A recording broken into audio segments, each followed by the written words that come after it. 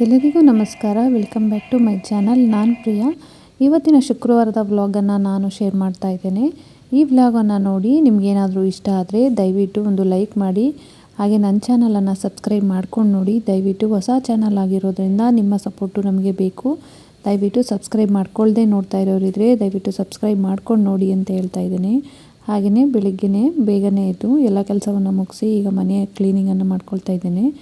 ಎಲ್ಲವನ್ನು ನಾರ್ಮಲಾಗಿ ಸೋಫಾ ಆಗ್ಬೋದು, ಚೇರ್ ಆಗ್ಬೋದು ಎಲ್ಲವನ್ನು ಒರೆಸಿ ಕ್ಲೀನಾಗಿ ಮನೆಯ ಕಸವನ್ನೆಲ್ಲ ಗುಡಿಸ್ಕೊಂಡು ನಂತರ ಮನೆಯನ್ನು ಒರೆಸಿ ಸ್ನಾನ ಮಾಡಿ ದೀಪ ಹಚ್ಚೋದು ರೆಗ್ಯುಲರಾಗಿ ಎಲ್ಲ ಹೆಣ್ಮಕ್ಳು ಮಾಡೋ ರೀತಿಯಲ್ಲೇ. ಹಾಗೆಯೇ ಇವಾಗ ನಾನು ಕೂಡ ಕಸವನ್ನು ಗುಡಿಸ್ಕೊಳ್ತಾ ಇದ್ದೀನಿ. ಮನೆಯಲ್ಲಿ ಕಸವನ್ನು ನಾವು ಒಳಗಡೆಯಿಂದ ಹೊರಗಡೆಗೆ ಗುಡಿಸ್ಕೊಂಡು ಬರಬೇಕಾಗತ್ತೆ. ಏಕೆಂದರೆ ಕಸವನ್ನು ಶನಿ ಅಂತ ಹೇಳ್ತಾರಲ್ಲ, ಆ ಥರ. ಅದಕ್ಕೋಸ್ಕರ ಕಸವನ್ನು ನಾವು ಹೊರಗಡೆಗೆ ಗುಡಿಸ್ಕೊಂಡು ಬರಬೇಕು. ಯಾವತ್ತೂ ಒಳಗಡೆಗೆ ಗುಡಿಸ್ಕೊಂಡು ಹೋಗಬಾರ್ದು. ಈ ರೀತಿಯಾಗಿ ಮನೆಯಿಂದ ಕಸವನ್ನು ಹೊರಗಡೆ ಗುಡಿಸ್ಕೊಂಡು ಬಂದು ಕಸವನ್ನು ನಾವು ಮೂಲೆಯಲ್ಲಿ ಗುಡ್ಡೆಯನ್ನು ಕಟ್ಟಬಾರ್ದು. ಕಸವನ್ನು ಅಲ್ಲಿಂದಲೇ ಎತ್ತಿ ಆಚೆಗೆ ಹಾಕ್ಕೊಂಡು ಬಿಡಬೇಕು. ಅದಕ್ಕೋಸ್ಕರ ನಾವು ಈ ಕಸವನ್ನು ಗುಡಿಸಿ ಅಲ್ಲೇ ತೆಕ್ಕೊಳ್ತಾ ಇದ್ದೇನೆ. ಹಾಗೆ ಕಸವನ್ನು ನಾವು ದೇವು ಮೂಲೆ ಅಂತ ಏನು ಹೇಳ್ತಾರೆ, ಅಲ್ಲಿ ನಾವು ಕಸವನ್ನು ಯಾವತ್ತೂ ಅಲ್ಲಿಗೆ ತಕ್ಕೊಂಡು ಹೋಗಬಾರ್ದು. ಅಲ್ಲಿ ದೇವರು ನೆಲೆಸಿರ್ತಾರೆ ಅಂತ ಹೇಳ್ತಾರಲ್ವ, ಅದಕ್ಕೋಸ್ಕರ ನಾವು ಬೇರೆ ಕಡೆಗೆ ನಾವು ಕಸವನ್ನು ತೆಗೆದುಕೊಂಡು ಹೋಗಿ ನಾವು ಗುಡಿಸಿ ಎತ್ಕೊಂಡು ಹೋಗಬೇಕು. ಹಾಗೆ ಅದೇ ರೀತಿಯಾಗಿ ಮನೆಯನ್ನು ಕೂಡ ಒರೆಸ್ಕೊಂಡು ಕ್ಲೀನ್ ಮಾಡ್ಕೊಳ್ತಾ ಇದ್ದೀನಿ. ಮನೆಯನ್ನು ಒರೆಸ್ಬೇಕಾದ್ರೆ ನಾನು ಯಾವಾಗಲೂ ಕೂಡ ನೀರಿಗೆ ಸ್ವಲ್ಪ ಅರಿಶಿಣ ಹಾಗೂ ಉಪ್ಪನ್ನು ಹಾಕಿ ನಾವು ಮನೆಯನ್ನು ಒರೆಸ್ಕೊಳ್ಬೇಕು. ಏಕೆಂದರೆ ಮನೆಯಲ್ಲಿರುವಂಥ ನೆಗೆಟಿವ್ ಎನರ್ಜಿ ಏನಿದೆ ಅದೆಲ್ಲವನ್ನು ಕೂಡ ಹೋಗ್ಬೇಕಂತ ಅಂದರೆ ನಾವು ಈ ರೀತಿಯಾಗಿ ಸ್ವಲ್ಪ ಅರಿಶಿಣ ಹಾಗೆ ಉಪ್ಪನ್ನು ಮಿಕ್ಸ್ ಮಾಡಿ ಒರೆಸ್ಕೊಳ್ಳೋದು ತುಂಬಾ ಒಳ್ಳೆಯದು. ಹಾಗೆಯೇ ಇಲ್ಲ ಅಂದರೆ ಮನೆ ಒರೆಸುವಂಥ ಲಿಕ್ವಿಡ್ ಏನಾದರೂ ಇತ್ತಂದರೆ ಒರೆಸ್ಕೊಳ್ಬೋದು. ಈ ರೀತಿ ಶುಕ್ರವಾರ, ಮಂಗಳವಾರ ಇಂಥ ಟೈಮ್ನಲ್ಲಾದ್ರೂ ಕೂಡ ನಾವು ಈ ಥರ ಒರೆಸ್ಕೊಳ್ಬೋದು. ತುಂಬಾ ಒಳ್ಳೆಯದು ಮನೆಗೆ. ಹಾಗೆ ಮನೆ ಹೊರಗಡೆನೂ ಕೂಡ ಎಲ್ಲವನ್ನು ತೊಳೆದು ನೀಟಾಗಿ ಒರೆಸ್ಕೊಂಡಿದ್ದೀನಿ. ಇದೆಲ್ಲನೂ ಒರೆಸಿದ್ದಾದ ನಂತರ ಮನೆಯೆಲ್ಲ ಕ್ಲೀನಾಗಿದೆ. ಇವಾಗ ಮನೆ ಮುಂದೆ ಒಂದು ಚಿಕ್ಕದಾಗಿ ಒಂದು ರಂಗೋಲಿಯನ್ನು ಹಾಕೋಣ ಅಂತೇಳಿ ಹಾಕ್ಕೊಳ್ತಾ ಇದ್ದೀನಿ. ನಮ್ಮ ಕೈಲಿ ಯಾವುದು ರಂಗೋಲಿ ಹಾಕೋದಕ್ಕಾಗುತ್ತೋ ಅಂಥ ರಂಗೋಲಿಯನ್ನು, ಒಂದು ಚಿಕ್ಕದಾದರೂ ಪರವಾಗಿಲ್ಲ, ಮನೆ ಮುಂದೆ ರಂಗೋಲಿ ಹಾಕೋದನ್ನು ನಿಲ್ಲಿಸಬಾರ್ದು. ಅದು ಅಶುಭ ಸಂಕೇತ. ಮನೆ ಮುಂದೆ ರಂಗೋಲಿಯನ್ನು ಹಾಕದೇ ಇರೋದು.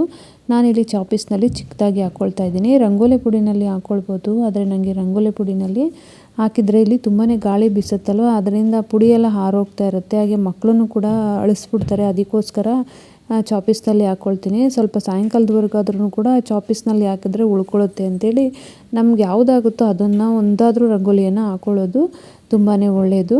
ನಾವು ಮನೆ ಮುಂದೆ ಆಗ್ಬೋದು, ಮನಸ್ಸಿನ ಒಳಗಡೆ ಆಗ್ಬೋದು, ನಾವು ಎಷ್ಟು ನೀಟಾಗಿ ಶುದ್ಧವಾಗಿ ಇಟ್ಕೊಂಡಿರ್ತೀವೋ ಅಷ್ಟೇ ಒಳ್ಳೆಯದು. ಒಂದು ರಂಗೋಲಿಯನ್ನು ಹಾಕಿ ಮುಗಿಸಿದ ಬಂದ ನಂತರ ಸ್ನಾನ ಮುಗಿಸಿ ಆಮೇಲೆ ಈಗ ದೇವ್ರ ಮನೆಯನ್ನೆಲ್ಲನೂ ಕ್ಲೀನ್ ಮಾಡ್ಕೊಳ್ತಾ ಇದ್ದೀನಿ. ಈ ಹೂವನ್ನೆಲ್ಲ ತೆಗೆದು ದೇವ್ರ ಮನೆಯಲ್ಲಿ ಇಲ್ಲೇನಾದರೂ ಗಲೀಜಿತ್ತಂದರೆ ಎಲ್ಲವನ್ನು ಒರೆಸ್ಕೊಂಡು ನೀಟಾಗಿ, ಹಾಗೆ ದೇವ್ರ ಮನೆಯ ನೆಲವನ್ನೆಲ್ಲನೂ ಕೂಡ ಒಂದು ಸಲ ಗುಡಿಸಿ ಒರೆಸ್ಕೊಳ್ತೀನಿ. ದೇವ್ರ ಮನೆಯನ್ನು ಗುಡಿಸೋದಕ್ಕೂ ಕೂಡ ಯಾವುದೇ ಪರ್ಕೆಯನ್ನು ನಾನಿಲ್ಲಿ ಯೂಸ್ ಮಾಡ್ತಾಯಿಲ್ಲ. ಹಾಗೆ ಹೊರಗಡೆ ಗುಡಿಸುವಂಥ ಪರ್ಕೆನೆಲ್ಲನೂ ಕೂಡ ಗುಡಿಸ್ಕೊಳ್ಳಲ್ಲ. ಒಂದು ಬಟ್ಟೆಯನ್ನು ಇಟ್ಕೊಂಡಿದ್ದೇನೆ, ಅದಕ್ಕೆ ಅಂತಲೇ ಬ್ರಷ್ಗಳು ಬರುತ್ತೆ. ಆ ಥರ ಯಾವುದನ್ನು ನಾನೇನು ಇಟ್ಕೊಂಡಿಲ್ಲ. ಒಂದು ಬಟ್ಟೆನಲ್ಲೇ ದೇವ್ರ ಮನೆ ಎಲ್ಲವನ್ನು ಕೂಡ ಕಸವನ್ನೆಲ್ಲ ಗುಡಿಸ್ಕೊಂಡು ಅದೇ ಬಟ್ಟೆಯಲ್ಲೇ ನೀಟಾಗಿ ದೇವ್ರ ಮನೆಯನ್ನು ಒರೆಸ್ಕೊಂಡು ಬಿಡ್ತೀನಿ. ಈಗ ಇಲ್ಲಿ ಚೆಲ್ಲಿದಂಥ ಹೂಗಳು ಹಾಗೆ ಏನಾದರೂ ಕಸ ಬಿದ್ದಿತ್ತಲ್ಲ, ಆ ಕಸ ಎಲ್ಲವನ್ನು ಗುಡಿಸಿ, ಹಾಗೆ ದೇವ್ರ ಮನೆ ಹೊಸ್ಲೇನಿದೆ ಅದ್ರ ಮೇಲೆ ಬಿಟ್ಟಿರುವಂಥ ರಂಗೋಲಿ ಎಲ್ಲವನ್ನು ಕೂಡ ಗುಡಿಸ್ಕೊಂಡು ನೀಟಾಗಿ ಇದನ್ನೆಲ್ಲ ಕಸವನ್ನು ಕೂಡ ಒಂದು ಗಿಡದ ಕೆಳಗಡೆ ಹಾಕ್ಕೊಂಡು ಬಿಡ್ತೀನಿ. ಏಕೆಂದರೆ ಕಸ ಏನಿದೆ ಅದೆಲ್ಲವೂ ಕೂಡ ಗಿಡಗಳಿಗೆ ಹಾಕಿದ್ರೆ ಅದು ಗೊಬ್ಬರ ಆಗುತ್ತಲ್ವ, ಅದಕ್ಕೋಸ್ಕರ ಗಿಡಗಳ ಕೆಳಗಡೆ ಹಾಕ್ಬಿಡ್ತೀನಿ. ಹಾಗೆ ಯಾರೂ ತುಳಿದಿರುವಂಥ ಜಾಗ ಆಗಿರುತ್ತಲ್ವ, ಅದಕ್ಕೋಸ್ಕರ ಅಲ್ಲೇ ಹಾಕ್ಕೊಳ್ತೀನಿ. ಹಾಗೆಯೇ ಮನೆಯನ್ನು ಒರೆಸೋದಕ್ಕೆ ನಾನಿಲ್ಲಿ ಸ್ವಲ್ಪ ನೀರನ್ನು ತೆಕ್ಕೊಂಡು ಅದಕ್ಕೆ ಒಂದು ಕರ್ಪೂರವನ್ನು ಹಾಕಿ ಒರೆಸ್ಕೊಳ್ತೀನಿ. ಏಕೆಂದರೆ ಒಂದು ಕರ್ಪೂರವನ್ನು ಹಾಕಿ ಒರೆಸ್ಕೊಳ್ಳೋದ್ರಿಂದ ತುಂಬ ಚೆನ್ನಾಗಿ ಸ್ಮೆಲ್ ಬರುತ್ತೆ, ಹಾಗೆಯೇ ಒಳ್ಳೆಯದು ಕೂಡ ಅಂತಾರೆ. ಅದಕ್ಕೋಸ್ಕರ ನಾನು ಒಂದು ಕರ್ಪೂರವನ್ನು ಹಾಕ್ಕೊಂಡು ದೇವ್ರ ಮನೆ ಏನಿದೆ ಅದಷ್ಟನ್ನು ಕೂಡ ಒರೆಸ್ಕೊಳ್ತೀನಿ. ಸ್ನಾನಕ್ಕೆ ಮುಂಚೆ ಹೊರಗಡೆ ಎಲ್ಲ ಒರೆಸ್ಕೊಂಡಿರ್ತೀವಲ್ವ, ಈಗ ದೇವ್ರ ಮನೆ ಮಾತ್ರ ಒರೆಸಿ ಕ್ಲೀನ್ ಮಾಡಿಕೊಂಡು ಹಾಗೆ ಹೊಸ್ಲುಗಳಿಗೆ ಅರಿಶಿಣ ಕುಂಕುಮವನ್ನು ಎಲ್ಲವನ್ನು ಇಟ್ಟು, ಹಾಗೆ ಹೊರಗಡೆ ಹೊಸ್ತಲು ಏನಿದೆ ಅಲ್ಲಿಗೂ ಕೂಡ ಇದು ತೊಳಿಬೇಕಾದ್ರೇ ಒಂದು ಸಲ ಒರೆಸ್ಕೊಂಡಿರ್ತೀವಿ. ಇವಾಗ ಒಂದು ಸಲ ಬಟ್ಟೆನಲ್ಲಿ ಒರೆಸಿ ನಂತರ ಅರಿಶಿಣ ಕುಂಕುಮವನ್ನೆಲ್ಲವನ್ನು ಇಟ್ಟು ರೆಡಿ ಮಾಡ್ಕೊಳ್ತೀನಿ. ಇಲ್ಲಿ ಪೇಂಟಲ್ಲೇ ಹೊಸ್ಲಿನ ಮೇಲೆ ರಂಗೋಲಿನ ಹಾಕ್ಕೊಂಡ್ಬಿಟ್ಟಿದ್ದೀನಿ ಫಸ್ಟೇ. ಏಕೆ ಅಂತಂದರೆ ಆವಾಗ ಸ್ವಲ್ಪ ಟೈಮೇ ಸಾಲ್ತಾಯಿಲ್ಲ ಪೂಜೆಗೆ ಅಂತ ಅನ್ನಿಸ್ತಾಯಿತ್ತು. ಅದಕ್ಕೋಸ್ಕರ ಪೇಂಟ್ನಲ್ಲಿ ಬಿಟ್ಕೊಂಡಿದ್ದೆ. ಮತ್ತು ಅಲ್ಲೇ ಒಂದೆರಡು ಎಳೆ ರಂಗೋಲಿ ಪುಡಿನಲ್ಲೂ ಕೂಡ ಹಾಕ್ಕೊಳ್ತೇನೆ. ಇದಿಷ್ಟೂ ಹೊಸ್ತಲಿಗೆ ಹಚ್ಕೊಂಡ ನಂತರ ದೇವ್ರ ಮನೆಗೆ ಬಂದು ದೇವರುಗಳಿಗೆ ಹೂವಿನಿಂದ ಎಲ್ಲವನ್ನು ಅಲಂಕಾರ ಮಾಡ್ಕೊಳ್ತೇನೆ. ನಮ್ಮ ಹತ್ರ ಯಾವ ಹೂವು ಇರುತ್ತೋ ಅದರಿಂದ ಅಲಂಕಾರ ಮಾಡಿಕೊಂಡು ದೇವರಿಗೆ ಪೂಜೆಗೆ ರೆಡಿ ಮಾಡಿಕೊಂಡು ಹಾಗೆಯೇ ಹೊಸ್ತಲಿಗೂ ಕೂಡ ಎಲ್ಲವನ್ನು ಇಟ್ಟು ಪೂಜೆಯನ್ನು ಸ್ಟಾರ್ಟ್ ಮಾಡಿಕೊಳ್ಳೋದು. ಎಲ್ಲದಕ್ಕೂ ಹೂವನ್ನು ಮುಡಿಸಿದ ನಂತರ ನಾವು ದೇವ್ರಿಗೆ ಪೂಜೆಗೆ ಏನೇನು ಬೇಕು ಎಲ್ಲವನ್ನು ನಾವು ರೆಡಿ ಮಾಡಿ ಇಟ್ಕೊಂಡ್ಬಿಟ್ವಿ ಅಂದರೆ ಪೂಜೆಯನ್ನು ಬೇಗನೆ ಮುಗಿಸ್ಕೊಂಡು ಬಿಡ್ಬೋದು. ಬೆಳಗಿನ ಹೊತ್ತು ಎಲ್ಲವನ್ನು ರೆಡಿ ಮಾಡಿ ಇಟ್ಕೊಂಡಿದ್ವಿ ಅಂತ ಅಂದರೆ. ಹಾಗೆಯೇ ಈಗ ಅಗರಬತ್ತಿಯಿಂದ ನಾನೀಗ ದೀಪವನ್ನು ಹಚ್ಕೊಳ್ತಾ ಇದ್ದೀನಿ. ಮ್ಯಾಚ್ ಬಾಕ್ಸಿಂದ ನಾವು ದೀಪವನ್ನು ಹಚ್ಕೊಳ್ಬಾರ್ದಲ್ವ, ಅದಕ್ಕೋಸ್ಕರ ಅಗರಬತ್ತಿಯಿಂದ ಹಚ್ಕೊಳ್ತಾ ಇದ್ದೀನಿ. ನಾವು ದೀಪವನ್ನು ಹಚ್ಚಬೇಕಾದ್ರೆ ಓಂ ಶುಭಂ ಕರೋತಿ ಕಲ್ಯಾಣಂ ಆರೋಗ್ಯಧನ ಸಂಪದಂ ಶತ್ರುಬುದ್ಧಿ ವಿನಾಶಾಯ ದೀಪಜ್ಯೋತಿ ನಮೋಸ್ತುತೆ ದೀಪಜ್ಯೋತಿ ಪರಬ್ರಹ್ಮಂ ದೀಪಜ್ಯೋತಿ ಜನಾರ್ದನಂ ದೀಪೋಮಿ ಹರತು ಪಾಪಂ ಸಂಧ್ಯಾ ದೀಪ ನಮೋಸ್ತುತೆ ದೀಪಜ್ಯೋತಿ ನಮೋಸ್ತುತೆ ಅಂತೇಳಿ ನಾವು ಶ್ಲೋಕನ ಪಠನೆ ಮಾಡಿಕೊಂಡು ದೀಪ ಹಚ್ಚೋದ್ರಿಂದ ತುಂಬಾ ಒಳ್ಳೆಯದು. ಹೀಗೆ ದೀಪವನ್ನು ಹಚ್ಚಿ ಅದೇ ಅಗರಬತ್ತಿಯಿಂದ ಪೂಜೆಯನ್ನು ಮಾಡಿಕೊಂಡು ನಂತರ ದೇವರಿಗೆ ಕರ್ಪೂರದ ಆರತಿಯನ್ನು ಮಾಡ್ಕೊಳ್ಬೋದು. ಹಾಗೆ ನಾನಿಲ್ಲಿ ತುಪ್ಪದ ಬತ್ತಿ ಮಾಡ್ಕೊಂಡಿದ್ದೀನಿ, ಅದರಿಂದ ಆರತಿಯನ್ನು ಮಾಡಿಕೊಂಡು ಪೂಜೆಯನ್ನು ಮಾಡ್ಕೊಳ್ತಾ ಇದ್ದೀನಿ. ಈ ರೀತಿ ಪೂಜೆಯನ್ನು ಮುಗಿಸ್ಕೊಂಡ ನಂತರ ಇವಾಗ ತಿಂಡಿಯನ್ನು ಮಾಡ್ಕೊಳ್ಬೇಕು.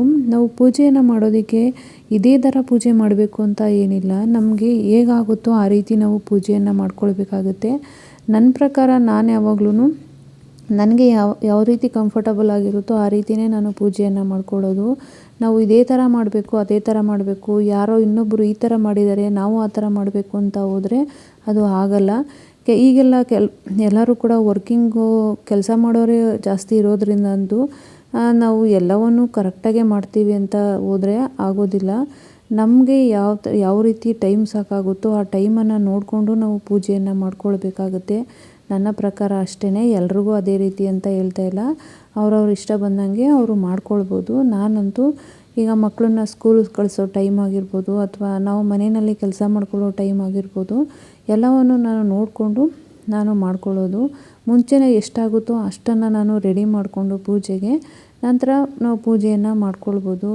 ಈಗ ಇದೇ ರೀತಿಯಾಗಿ ಆರ್ಡ್ರಾಗೆ ಮಾಡ್ಕೊಳ್ಬೇಕು ಅಂತೇಳಿ ಮಾಡೋದಕ್ಕೂ ಆಗೋದಿಲ್ಲ. ಈಗ ನೈವೇದ್ಯಕ್ಕೆ ಕೆಲವೊಂದು ಸಾರಿ ನಾವು ನೈವೇದ್ಯವನ್ನು ಪ್ರಿಪೇರ್ ಮಾಡಿ ಇಡ್ಬೋದು. ಸಜ್ಜಿಗೆ ಆಗೋದು ಇನ್ನೊಂದು ಮತ್ತೊಂದು, ಅದಕ್ಕೆ ಟೈಮ್ ಬೇಕಾಗುತ್ತೆ. ಕೆಲವೊಂದು ಸಾರಿ ನಾರ್ಮಲಾಗಿ ಏನಾದರೂ ಇಟ್ಟು ನಾವು ಪೂಜೆಯನ್ನು ಮುಗಿಸ್ಕೊಳ್ಬೋದು. ಅದಕ್ಕೋಸ್ಕರ ನಮಗೆ ಯಾವ ರೀತಿ ಬರುತ್ತೋ ಆ ರೀತಿ ಮಾಡ್ಕೊಳ್ಳೋದು ತುಂಬಾ ಒಳ್ಳೆಯದು. ಈಗ ಕೆಲವೊಬ್ಬರು ಉಪವಾಸ ಮಾಡಿ ಪೂಜೆಯನ್ನು ಮಾಡ್ತಾರೆ.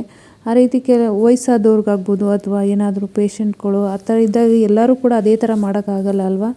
ಆ ರೀತಿಯಲ್ಲಿ ನೋಡೋದಾದರೆ ದೇವರೇನು ಇದೇ ರೀತಿ ಮಾಡಬೇಕು ಅಂತಲೂ ಕೂಡ ಏನು ಹೇಳಿರಲ್ಲ. ನಮಗೆ ಯಾವ ರೀತಿ ಆಗುತ್ತೋ ಆ ರೀತಿ ಮಾಡ್ಕೊಳ್ಬೋದು.